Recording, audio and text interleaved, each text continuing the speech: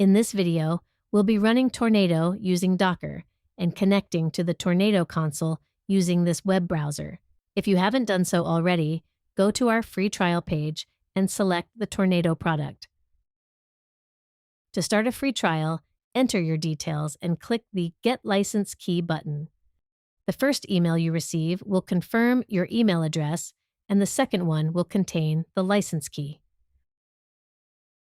We'll be following the instructions on this page for setting up Tornado using Docker. To start with, we will build the Tornado Docker image using this command. On this computer, I've already created a folder for Tornado and created a subfolder that Tornado will source the templates from. Let's run a PowerShell and start that build. Depending on the speed of your internet connection, that may take 5 to 10 minutes. While that's running, let's have a closer look at the Dockerfile. This Dockerfile is an example of how to build the image that runs Tornado. As you become more familiar with Tornado, you should modify this file to meet your needs. This one builds a Linux container image based on Fedora. After installing some runtime dependencies, it proceeds to download and install a basic set of fonts, download and install LibreOffice, and the Tornado executable.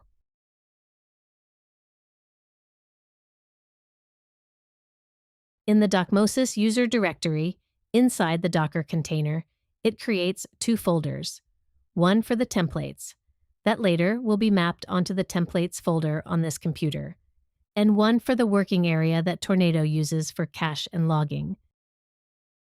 Some of the options Tornado needs, such as the templates and working area, are provided as environment variables. In this video, other information Tornado needs, such as the license key and admin password, will be provided on the command line. Tornado is a Java application, and it is started by this command when the container runs.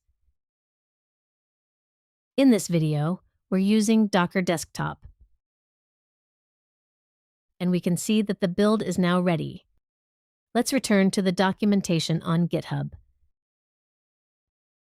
Further down this page, you will see there's a command for running Docker. Let's copy the command and paste it into Notepad so we can add our license key. Let's return to the email. We just need the key from this email. The Docmosis site is already set in this example. This first line maps the folder on this computer to the folder in the Docker container. I am going to change this line so that Tornado will source templates from the folder I created.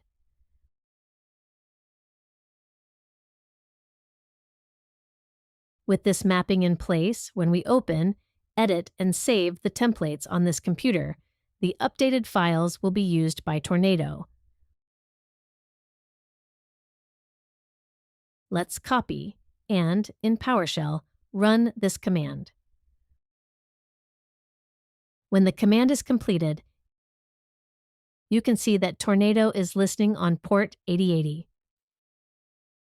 In a web browser, go to the URL, localhost 8080.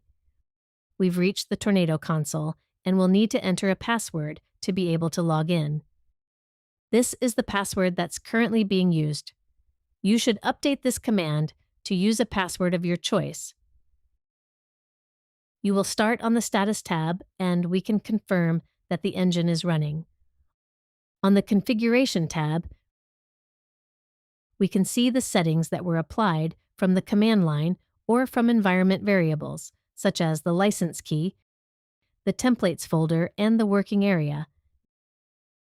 Now that Tornado is running, in this top panel, we can see there is a list of templates. These templates are being sourced from this computer. When Tornado first runs, it creates a samples folder with the welcome template. Let's open that template and have a look at it together. You will see the template contains some simple fields for a date and a message. In the Tornado console, with a template selected, we can create simple XML or JSON data from the data pane. Tornado will query the template, find the fields, and create some sample values for us. Further down this page, with the PDF output format selected, we can test that the engine is working by sending this data to the service, and the generated document will appear in the panel on the right, with the values appearing in the generated document. Please watch our subsequent videos for using the Tornado console to edit templates and generate documents and connecting to the Tornado API. Thanks for watching.